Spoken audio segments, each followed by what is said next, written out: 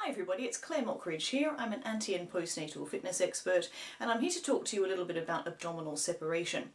Now if you're pregnant watching this particular video and you'd like some more information about what abdominal separation is, then hopefully I will answer that by the end of this vlog. And if you're postnatal, then hopefully it's giving you a little bit of information also about if you do have abdominal separation, you know, what sorts of things you might be feeling and you know, also what you might need to do to help fix it as well. So, just to explain, sometimes you might sort of heard that you know, the abdominal split or the abdominals gap. I tend to use the term abdominal separation. It's sometimes called diastasis recti, which is its sort of Latin based name, I suppose, really.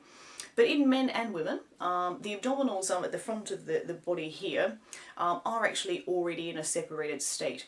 So what's actually holding sort of your six-pack muscle together, as we would commonly know it, what's holding that together is a really sort of strong sort of fibrous sheath, okay?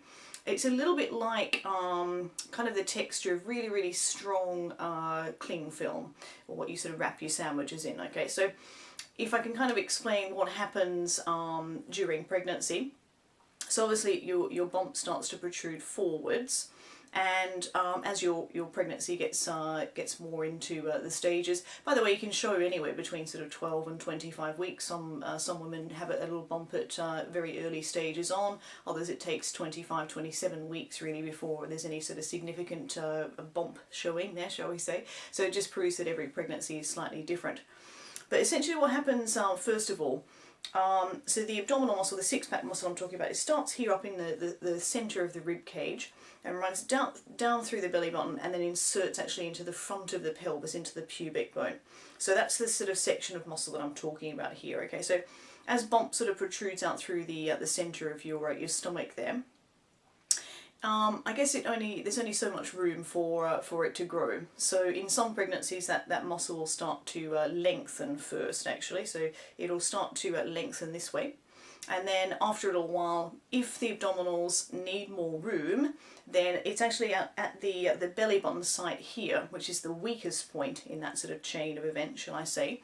So you'll either get a little separation above the belly button and or below the abdominals, okay, or below the belly button, okay, so that's kind of the most common sort of site for you to get abdominal separation. So just recapping there, so first of all the abdominal muscle will start to stretch this way first, it will lengthen first, and then it will decide itself if it needs more room to start to kind of open up and you know, give more room, I suppose, really for bump to come through the centre of your abdominal wall, really, okay.